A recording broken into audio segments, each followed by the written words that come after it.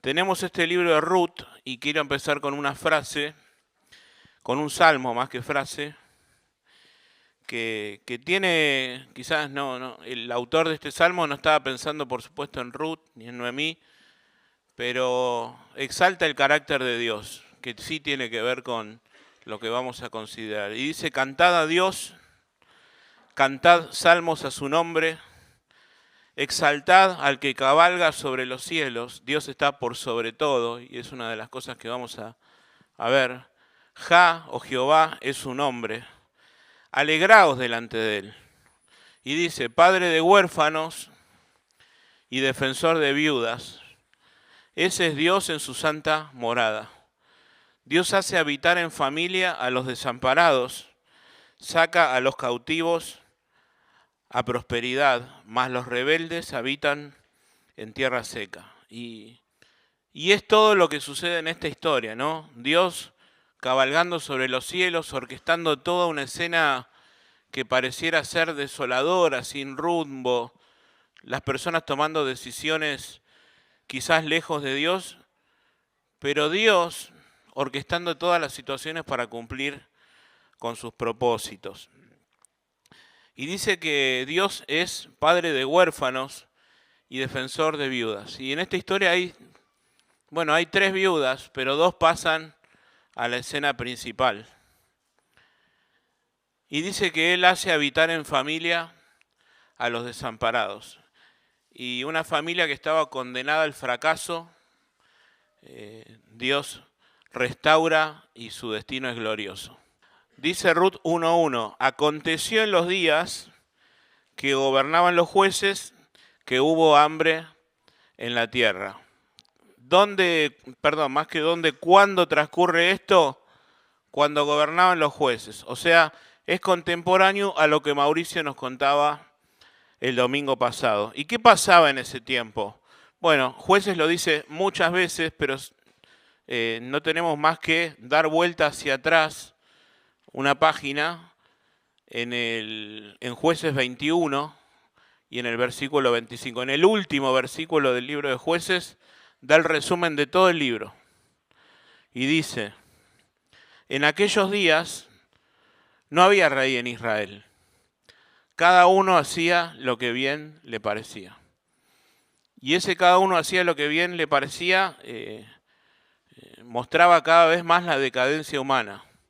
Lo trágico, las atrocidades que se cometían, que las vemos plasmadas en el libro de Jueces y es producto de ellos haber dejado a Dios. Y Dios en su pacto con Abraham, Isaac, Jacob, el pacto mosaico que ellos debían obedecer, bueno, ellos claramente no lo han cumplido. Dice, no se vuelvan tras dioses ajenos, tras ídolos, y es exactamente lo que vemos en el libro de los Jueces. Y no tenían en cuenta a Dios. Cada uno hacía lo que bien le parecía. ¿Y cuándo transcurre esta historia? Bueno, en ese tiempo, donde gobernaban los jueces, donde no había un rey en Israel y donde todos hacían lo que tenían ganas de hacer sin ninguna norma espiritual, habían dejado totalmente la ley de Dios. Y eso provocó en un caos social, guerras civiles, atrocidades como nos contaba Mauri el domingo pasado del levita y la concubina, entre otras tantas historias.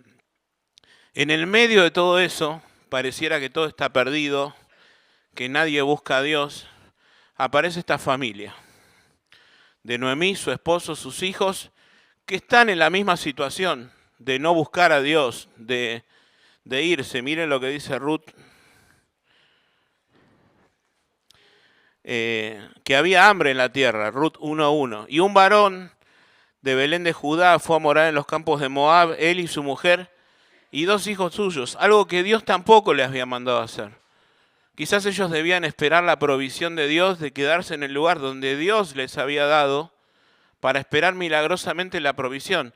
Sí había hambre en la tierra, pero ellos decidieron tomar, iniciativa propia, sin buscar a Dios, y se fueron a Moab. Ahora vamos a ver un poco de qué se trata este lugar. Bueno, un contexto geográfico. ¿Dónde ocurre esto? En Belén. Significa casa de pan. Y me preguntaba, ¿no? Qué paradójico, qué contrariedad, que en esa casa de pan justamente había hambre. Y Moab, que si siguieron la lectura y demás, la ciudad de Moab, a ver, ¿alguno sabe cómo se formó la ciudad de Moab? De Lot con su hija, con la relación sexual que hubo entre Lot y su hija, una relación totalmente pecaminosa. Bueno, Moab significa eso, pecado, fornicación, algunos los traducen como lugar de fornicación, como el mundo. Denota que Noemí, su esposo Elimelec, sus hijos se fueron al mundo, se fueron de la tierra que Dios les había dado y eligieron el pecado. Bueno, ¿y cuándo transcurre todo esto? Dice, durante la cosecha de la cebada. Lo vamos a ver en los capítulos siguientes, que coincide con la fiesta de las semanas, que también es Pentecostés. De hecho, un dato de color, el pueblo judío actual, cada vez que es Pentecostés, que es esta fiesta de las semanas, lee el libro de Ruth. Y también conecta con Levítico 25 y Deuteronomio 25. Ambos relatos bíblicos establecen que si uno vende la tierra, se la tiene que vender a un pariente cercano, que es exactamente lo que pasa. Y si un esposo muere, su hermano o su cuñado se tenía que casar con la viuda para que el nombre del hermano, del familiar, no desaparezca. Y es exactamente lo que pasa, y vemos cómo se aplica la ley de Dios en la vida diaria cuando transcurren todas estas cosas.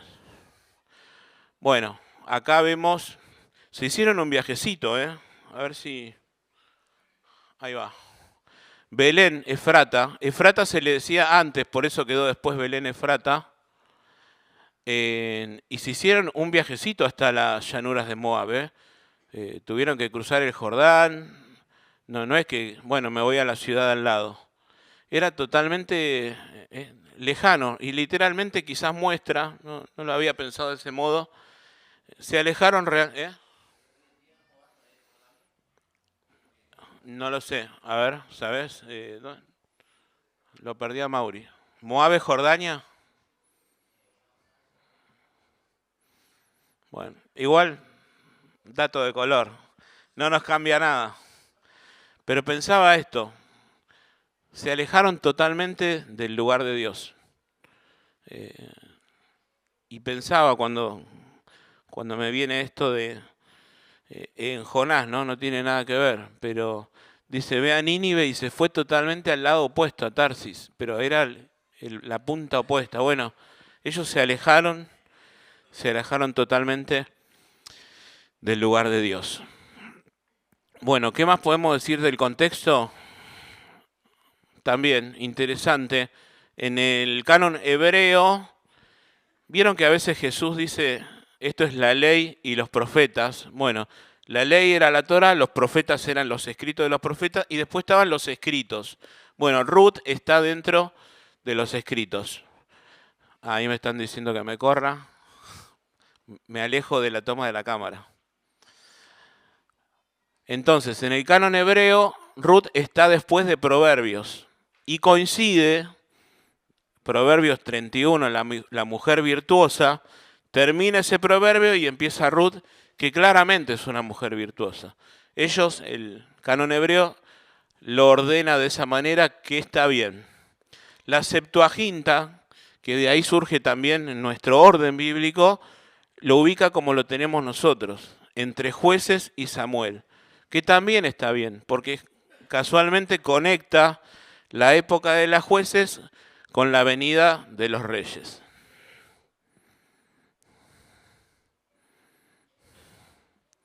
Bueno, no le voy a dedicar tiempo a esto porque no sabemos quién es el autor. Se supone que podría ser Samuel y que fue escrito durante el reinado de David o Salomón. Era alguien que tenía acceso a registros reales de los reyes, porque en el capítulo 4 vemos cómo da la genealogía y no cualquiera tenía acceso a esos registros.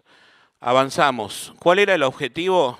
Bueno, en primer lugar, mostrar el carácter de Dios. Ahora quédense tranquilos que lo vamos a leer al libro en su mayor parte. Mostrar el carácter de Dios. ¿Y qué quería mostrar? Bueno, su fidelidad. Que a pesar de los hombres ser infieles, alejarse, no tener en cuenta a Dios, Dios siempre buscando a su pueblo. Soberanía. Vemos hechos como Dios maneja todas las circunstancias, orquestándolas según su propósito. Su providencia, de que dice que Dios, se oyó que Dios había de darles pan y por eso Noemí y Ruth vuelven a Belén. Bueno, Dios proveyendo, Dios siendo fiel, Dios siendo soberano, moviéndose en todas las circunstancias. ¿Y qué muestra también? ¿Qué quiere mostrar? ¿Cuál es el objetivo quizás hasta principal? Bueno, vislumbra la venida del rey, no solamente del rey David, que la descendencia entre Boaz y Ruth, su hijo Obed, después tuvo Isaí al rey David, que fue el rey más importante, pero es un tipo de Cristo que apuntaba al Señor Jesucristo, de una unión de una extranjera, viuda que no tenía futuro. Dios tenía preparado que de su linaje iban a ser el Salvador del mundo. Eso solamente lo hace Dios. Si nosotros pudiéramos elegir una persona, la elegiríamos por sus virtudes, por esto, por otro. Y seguramente Ruth, como tantas otras, ¿no? Rahab, veíamos en Josué, quedan totalmente descartadas. Pero Dios no. Dios llama a las cosas que no son como si fuesen. Dios tiene propósitos eternos que no los comprendemos. Entonces, esta mujer extranjera, moabita, que seguramente tuvo una vida de pecado, contraria a Dios, Dios tenía un plan hermoso para su vida. Y Dios tiene un plan hermoso para cada uno de nosotros. Si no es producto de accidentes, muestra que todo estaba absolutamente orquestado desde, miren, tengo en el apunte, desde Fares, que era el hijo de Judá, y Tamar, también una unión que Tamar se hizo pasar por una prostituta, acuérdense. Bueno, de ahí nace Fares y toda la descendencia llega hasta Boaz, Obed, Isaí, David y por último el Señor Jesucristo. No es una casualidad, no es un accidente, está todo absolutamente orquestado por Dios. Bueno, otro objetivo, otro propósito, mostrar que Dios no olvida a su pueblo. Podemos ser infieles, no solamente este pueblo claramente fue infiel, el libro de Jueces lo muestra, el libro de Ruth también lo muestra. Noemí y su familia alejándose totalmente de Dios, alejándose de la tierra de Dios, pero Dios aún así buscando, llamando, y es lo que Dios hace constantemente. Dice que su alegría es con los hijos de los hombres, con vos y conmigo. Dios quiere compartir con vos, tener una relación con vos. Bueno, así Él no olvidó a su pueblo y lo buscaba y finalmente sus propósitos se cumplen. Y se cumplen con personas comunes y corrientes. Vemos, sí, personajes quizás extravagantes como Elías haciendo milagros, Moisés abriendo el mar rojo, pero también usa personas como Ruth, como Noemí, como vos, campesinos, que Dios en ellos tenía un propósito mucho más grande que sus personas.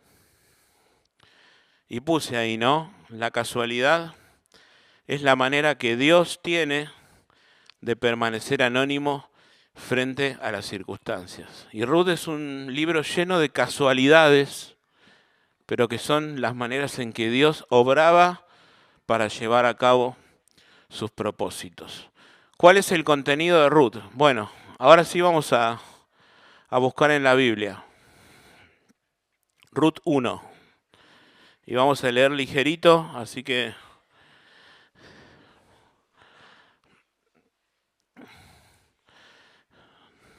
miren, mi hijo Timoteo hizo un árbol genealógico de nuestra familia hace poco en la escuela y quise hacer lo mismo. Dice que había un varón en el versículo 1 de Belén de Judá, esto ya lo vimos, se fue a morar a los campos de Moab, él y su mujer y 2 hijos suyos. El nombre de aquel varón era Elimelec. Acá tenemos al primer miembro, al padre de familia, ¿no? Y dice, y el de su mujer, Noemí. Y los nombres de sus hijos eran, ¿qué nombres? Uno significa lánguido y el otro significa enfermizo, Malón y Kelión. No le pongas ese nombre a tus hijos. Y dice, los nombres de sus hijos eran Malón y Kelión, efrateos de Belén de Judá, llegaron pues a los campos de Moab y se quedaron allí. Versículo 3. Y murió Elimelec, marido de Noemí, y se quedó ella con sus 2 hijos, los cuales tomaron para sí mujeres moabitas. El nombre de uno era Orfa. Orfa se casó con Kelión, y el nombre de la otra era Ruth. ¿Y cuánto estuvieron allí? 10 años.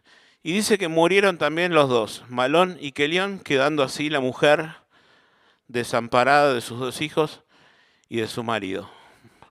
Ahí muere Elimelec, muere Malón y Kelión. Bueno, acá quedaron, es trágica la escena, ¿no? Una mujer desamparada, siendo viuda, y 2 viudas más, la esposa de Malón y la esposa de Kelión. Estaban Noemí, Ruth y Orfa. Versículo 6. Entonces se levantó con sus nueras y regresó de los campos de Moab, porque oyó, qué casualidad, la primera casualidad que vemos, porque oyó en el campo de Moab que Jehová había visitado a su pueblo para darles pan. Salió pues del lugar a donde había estado y con ella sus 2 nueras y comenzaron a caminar para volverse a la tierra de Judá, a su tierra, a la tierra de Dios. Y Noemí dijo a sus 2 nueras, andad, volveos, cada una a su casa, a la casa de su madre.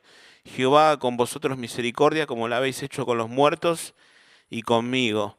Os conceda Jehová que halléis descanso, cada una en la casa de su marido. Luego las besó, ellas alzaron su voz y lloraron.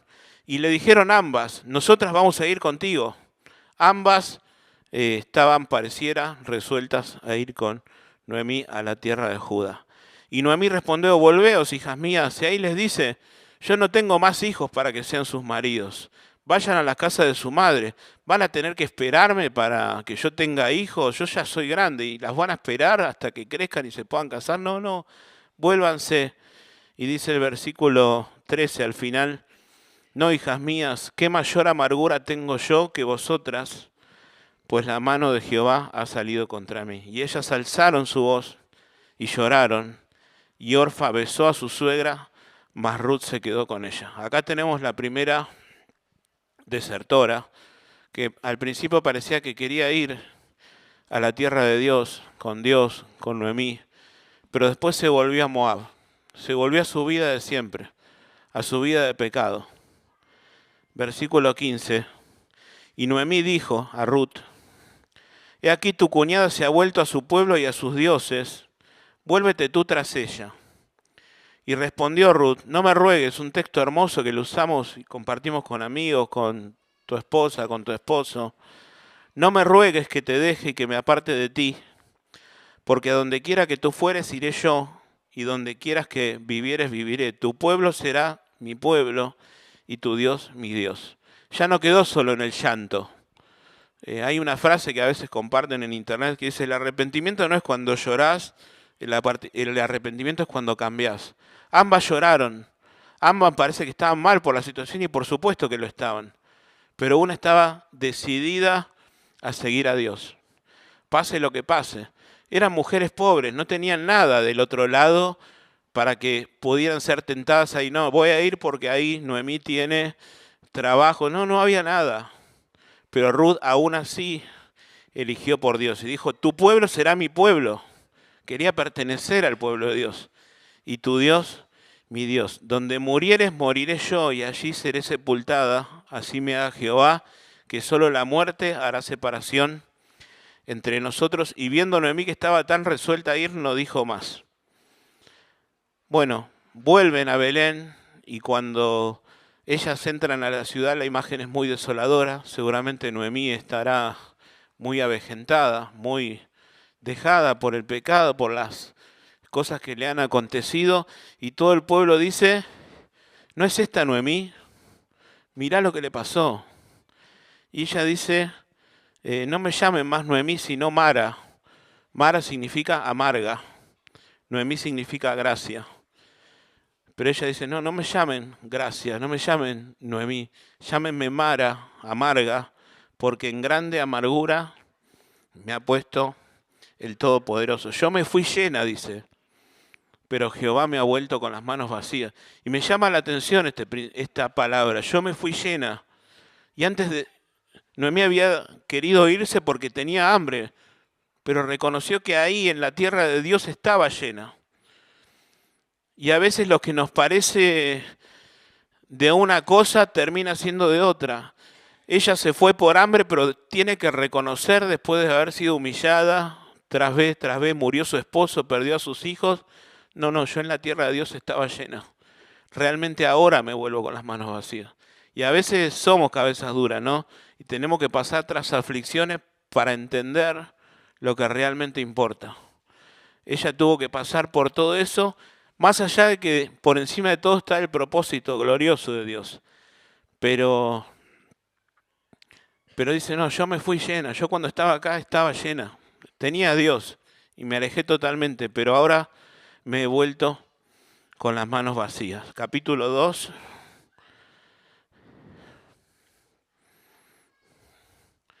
Bueno, a ver, vamos a la placa anterior. No vamos a leer todo. Ruth y Boz en el campo. Vamos a leer una partecita. Ruth 2:1. Tenía Noemí un pariente de su marido, hombre rico de la familia de Elimelec, o sea, de su marido, el cual se llamaba Boz. Y Ruth la moabita dijo a Noemí, te ruego que me dejes ir al campo y recogeré espigas en pos de aquel a cuyos ojos hallaré gracia. Y ella respondió, ve, hija mía. ¿Qué quería hacer Ruth? Recoger las espigas que se caían. Era una tarea que la ley le permitía solamente a los pobres. Recogían los campesinos el trigo y en ese recoger caían al piso espigas de trigo. Bueno, los pobres, Dios le manda a los dueños del campo que no los echen, que eso es para los pobres. Bueno, Ruth le pide eso, que la deje ir al campo para recoger espigas. Yo voy a hallar gracia delante de alguien, dice, y me va a permitir hacerlo. Ella respondió, ve, hija mía. Versículo 3. Fue pues y llegando, espigó en el campo en pos de los segadores. O sea, mientras los segadores recogían, se caían y ella agarraba. Y aconteció que aquella parte del campo era de Boz, otra casualidad, otra aparente casualidad, el cual era de la familia de Elimelec. Y he aquí que Boz vino de Belén y dijo a los segadores, ¿qué les dice? Jehová sea con vosotros. Acá vemos a alguien lleno de Dios, alguien que en su boca, en su manera de actuar, porque lo vemos después, está lleno de Dios. No era cualquier persona. Y miren la gente con la que trabajaba Boz. Ellos le respondieron, Jehová te bendiga.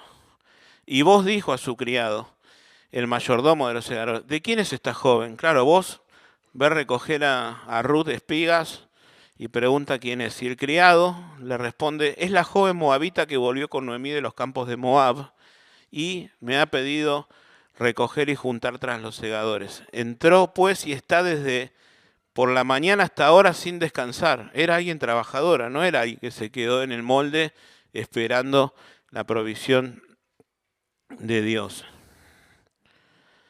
Versículo 8. Entonces Boz dijo a Ruth, oye, hija mía, no vayas a espigar otro campo, ni pases de aquí y estarás junto a mis criadas. Mira bien el campo que siguen y síguelas, porque yo he mandado a los criados que no te molesten. Y ahí hay una provisión de parte de de parte de Boz a Ruth. No solamente le deja recoger esas espigas, sino que le da harina en grandes cantidades, le da comida, ella lleva comida a su suegra. Pasamos unos versículos y vemos el versículo 19. Y le dijo su suegra, ¿dónde has espigado hoy? ¿Dónde has trabajado? Bendito sea el que te ha reconocido. Y contó ella, su suegra, con quien había trabajado, y dijo, el nombre del varón con quien hoy he trabajado es Boz. Y dijo Noemí a su nuera, bendito él sea bendito de Jehová, pues que no ha rehusado a los vivos la benevolencia que tuvo para con los que han muerto.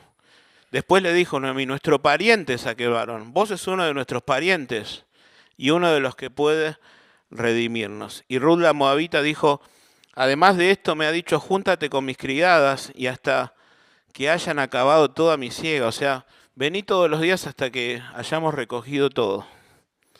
Estuvo pues junto con las criadas de Booz espigando hasta que se acabó la siega de la cebada y la del trigo. Esto es más o menos abril y mayo. Y vivía con su suegra. Bueno, luego, este es el primer encuentro entre Ruth y Booz. Hay un segundo encuentro de Ruth con Booz en la era. ¿Qué le dice su suegra, Noemí? Booz es uno de los que puede redimirnos. Aparece esta figura, que ahora lo vamos a ver en temas centrales, del redentor, del pariente redentor. Bueno, Booz es uno de ellos, de los que podía redimir, restaurar el nombre, casarse con la viuda y comprar todos los campos que eran del difunto. Bueno, Noemí le dice, Booz es uno de ellos, él nos puede redimir. Él está, a ver, creo que Lautaro compartió en el grupo, no lo voy a... pero está en Ruth 3, versículo 2. ¿No es Booz nuestro pariente con cuyas criadas tú has estado? He aquí que él avienta esta noche la parva de las cebadas. Bueno, era un trabajo que separaban la paja del grano de trigo. En la comunidad que tenemos, ayer mandaron un video en el que se ve cómo se hace. Es muy interesante. Noemí le dice, vos vas a estar haciendo ese trabajo, después va a comer y beber, y le dice algo que pareciera, según nuestra cultura, algo un poco atrevido, pero lejos de eso todo lo que sucede. Versículo 3. Te lavarás pues, te ungirás y vistiéndote tus vestidos irás a la era un lugar rocoso donde ellos golpeaban el trigo para que se separe. Irás a la era, mas no te darás a conocer al varón hasta que él haya acabado de comer y de beber. Y cuando él se acueste, notarás el lugar donde se acuesta e irás y descubrirás sus pies y te acostarás allí y él te dirá lo que hayas de hacer. Y ella respondió, haré todo lo que me mandes. Descendió pues a la era e hizo todo lo que su suegra le había mandado. Y cuando Booz hubo comido y bebido y su corazón estuvo contento, se retiró a dormir a un lado del montón. Entonces ella vino calladamente y le descubrió los pies y se acostó. Y aconteció que a la medianoche se estremeció aquel hombre y se volvió y aquí una mujer estaba acostada a sus pies. Entonces él le dijo, ¿quién eres? Y ella respondió, yo soy Ruth, tu sierva. Extiende el borde de tu capa sobre tu sierva por cuanto eres pariente cercano. Lo que le estaba diciendo Ruth era, quiero estar bajo tus alas. Esa es la traducción quizás en el hebreo correcta. Le estaba pidiendo que se case con ella, no le estaba proponiendo nada indecente. Es esa expresión, quiero estar bajo tus alas, quiero estar bajo tu cuidado, quiero que seas vos el pariente redentor. Versículo 10. Y él dijo, bendito seas tú de Jehová, hija mía, has hecho mejor tu postrera bondad que la primera, no yendo en busca de los jóvenes, sean pobres o ricos. Ahora pues, no temas, yo haré contigo lo que tú digas, pues toda la tierra de mi pueblo sabe que eres mujer virtuosa. Y les dice, yo soy pariente cercano, pero hay otro que es más cercano que yo, y él tiene la prioridad para redimir. Bueno, seguramente no se habrán alegrado por esta noticia, ni Booz ni Ruth, que seguramente quería casarse con Booz. Pero termina el capítulo 3, el versículo 18, y dice, Noemí, espérate, hija mía, hasta que sepas cómo se resuelve el asunto, porque aquel hombre, o sea Booz, no descansará hasta que concluya. Al otro día iban a hablar con este pariente cercano a ver si él quería redimir. Miren lo que pasa, me van siguiendo, ¿no? Capítulo 4. Otra casualidad. Booz subió a la puerta, 4:1, y se sentó allí. Yo mandé una foto de cómo eran las puertas de las ciudades ayer. Y aquí pasaba aquel pariente, otra casualidad, de quien Booz había hablado. Y le dijo, fulano, ven, siéntate. Y él vino y se sentó. Entonces él tomó a 10 varones, ancianos de la ciudad, para que sean testigos de todo eso. Y le dice, sentaos aquí, y se sentaron. Y le explica toda la situación de Noemí. Versículo 4 dice, yo decidí hacértelo saber y decirte que compres en presencia de los que están acá y de los ancianos de mi pueblo. Si tú quieres redimir, redime. Y si no quieres redimir, declarámelo para que yo lo sepa, porque no hay otro que redima sino tú y yo después de ti. ¿Qué dice él? Yo redimiré. Yo creo que cuando dijo eso se le habrá paralizado el corazón porque él quería casarse con Ruth y Ruth quería casarse con vos. Y le dice, bueno, listo, ok, tenés el derecho. No solamente son las tierras, sino que es la mujer del difunto, que es Ruth, la moabita. Y cuando dijo eso, no, elijo no redimir porque va a arruinar mi heredad. Alguien totalmente egoísta al lado de vos que se mostró muy generoso con esta mujer. Saltamos unos versículos. Él hace un juramento y hacen una costumbre de quitarse el zapato en señal de todos. Versículo 9. Y vos, dijo a los ancianos y a todo el pueblo, vosotros sois testigos hoy de que he adquirido de mano de Noemí todo lo que fue de Elimelec, todo lo que fue de Quelón y Malión, y que también tomo por mi mujer a Ruth la Moabita, mujer de Malón. Acá dice que Ruth fue mujer de Malón, no lo dice antes. Para restaurar el nombre del difunto sobre su heredad, para que el nombre del muerto no se borre entre sus hermanos y de la puerta del lugar, vosotros sois testigos hoy. Bueno, y le dan una bendición, dice Jehová, haga a la mujer que entra en tu casa, o sea, a Ruth, como a Raquel y a Lea, las esposas de Jacob. Validando esta unión y diciéndole que era una unión de Dios y que Dios bendiga el hogar, las cuales edificaron la casa de Israel, y tú seas ilustre en Efrata y seas de renombre en Belén, y sea tu casa como la casa de Fares, el que Tamar dio a luz a Judá por la descendencia que de esta joven te da Jehová. Reconocía el pueblo que esta joven, Dios era quien se la estaba dando a vos. Versículo 13, ya termina el libro, por eso lo quería leer de manera completa. Vos pues tomó a Ruth y ella fue su mujer y se llegó a ella y Jehová le dio que concibiese y diese a luz un hijo. Qué casualidad también, ¿no? Había estado 10 años con su esposo en Moab, no habían tenido hijos y Dios ahora le concedió que concibiese un hijo.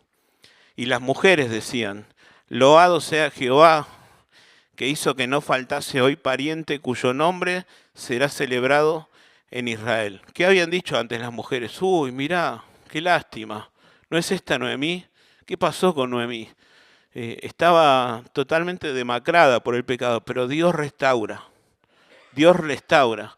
Cuando te pones en las manos de Dios, Dios restaura tu familia, Dios restaura tu vida y eso es de bendición a todos los que están a tu alrededor. Loado sea Jehová que hizo que no faltase hoy pariente cuyo nombre será celebrado en Israel, versículo 15, el cual será restaurador de tu alma. Algo profético que apuntaba el Señor Jesucristo. Sustentará tu vejez, pues tu nuera que te ama lo ha dado de luz y ella es de más valor para ti que 7 hijos. Y tomando Noemí el hijo, lo puso en su regazo y fue su haya. Fue como su madre, significa esa expresión, la que lo cuidó mientras él era niño. Y le dieron nombre las vecinas a este niño. Le ha nacido un hijo a Noemí y lo llamaron Obed. Este es el padre de Isaí, padre de David. Y ahí muestra la genealogía, ¿no? Fares engendró a Esrón a Ram, Ram engendró a Aminadab. Bueno, todo así hasta llegar al rey David. Pero ¿qué es lo maravilloso de esta historia? Que la descendencia del rey David iban a ser el Señor Jesucristo. Cientos de años más adelante. Entonces, los propósitos de Dios siempre son más grandes que los nuestros. Dice la palabra de Dios que nuestros caminos no son sus caminos, que nuestros pensamientos no son como sus pensamientos, que sus pensamientos están más altos que los nuestros.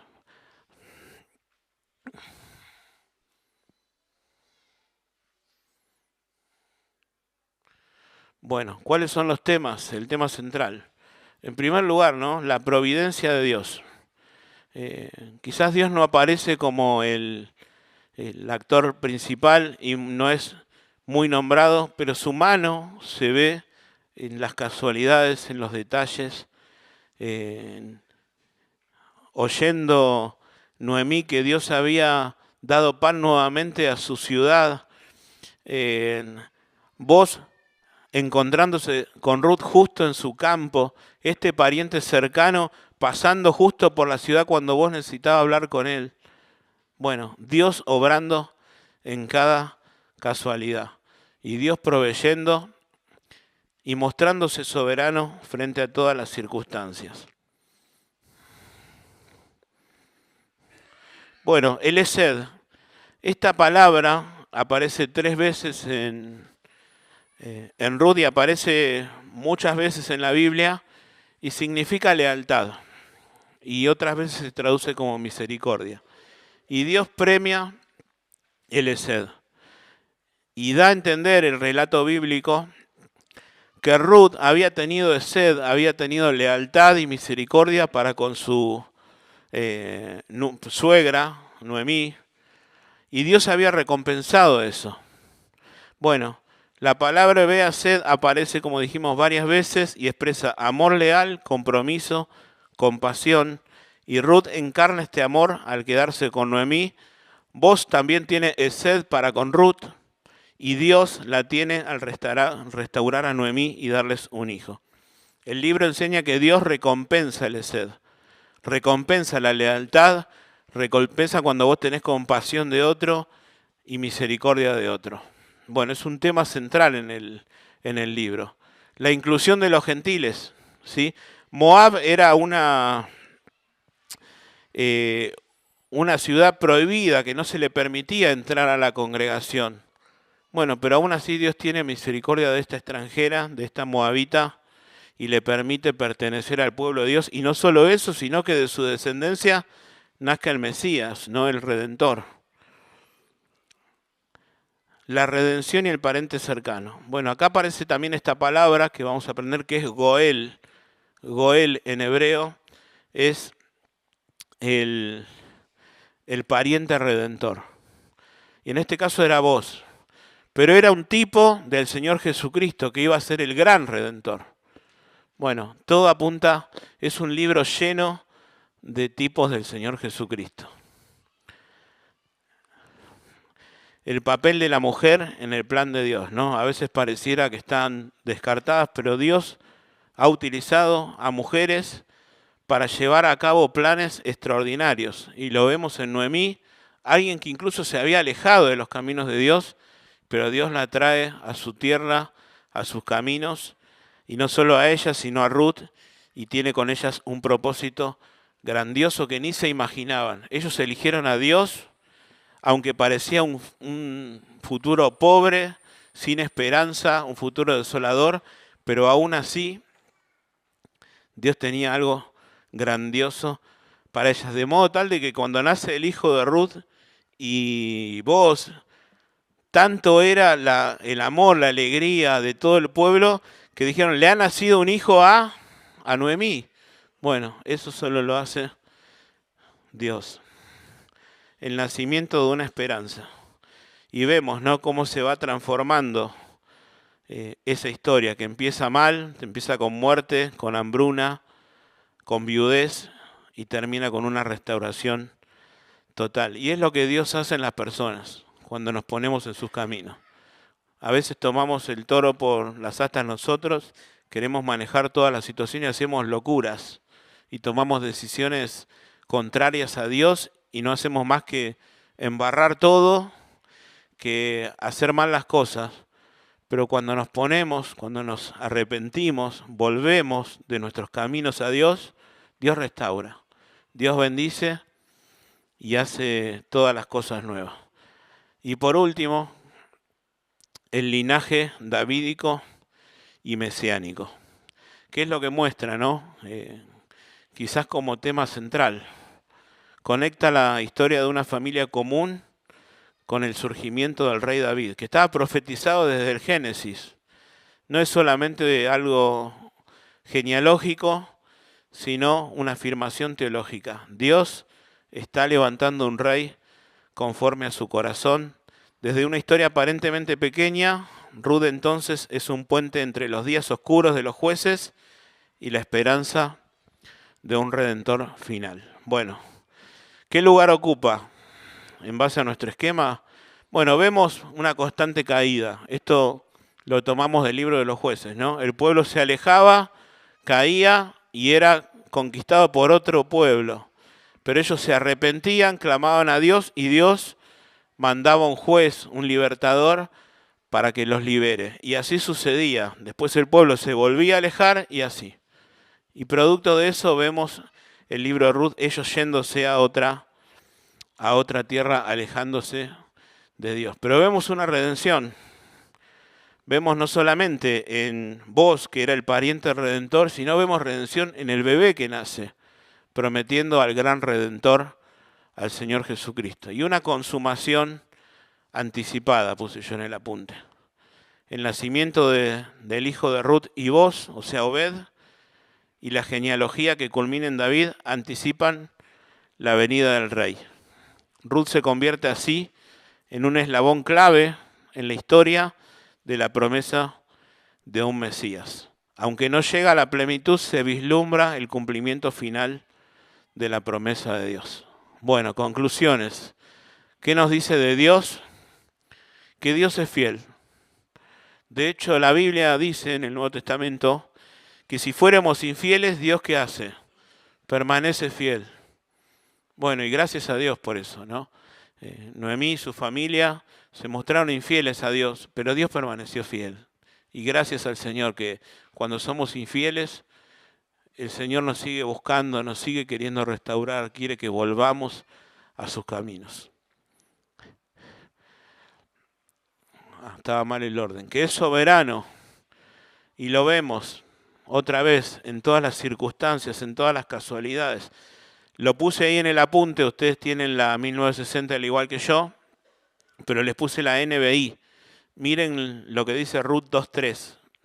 Y aconteció que por casualidad entró en un campo que era de vos. Bueno, era el Señor orquestando todas las circunstancias.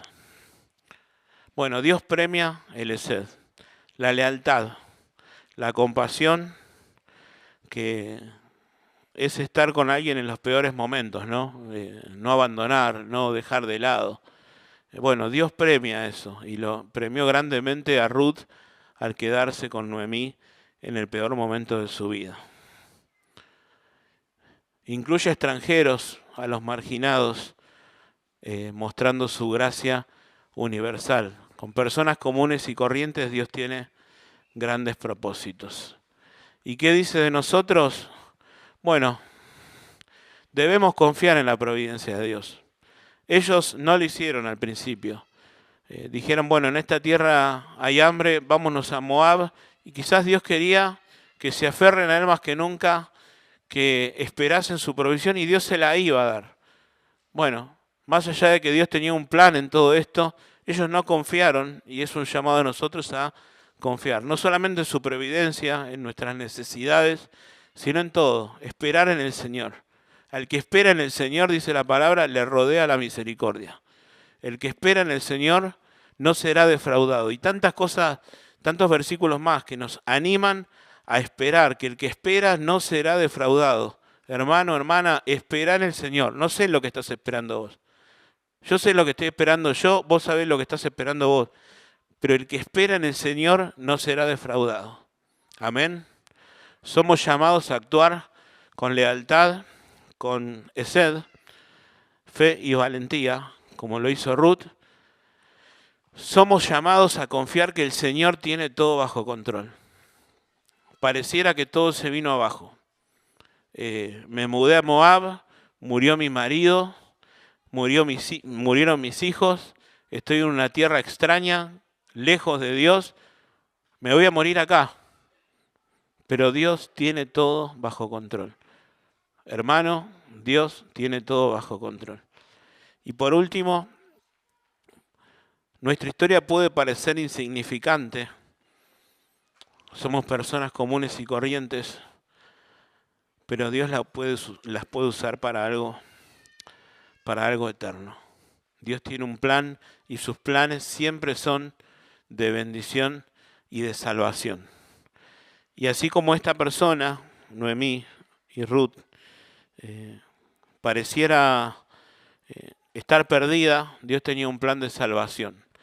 Y quizás te encontrás en este lugar también en una situación similar a la de Noemí y Ruth.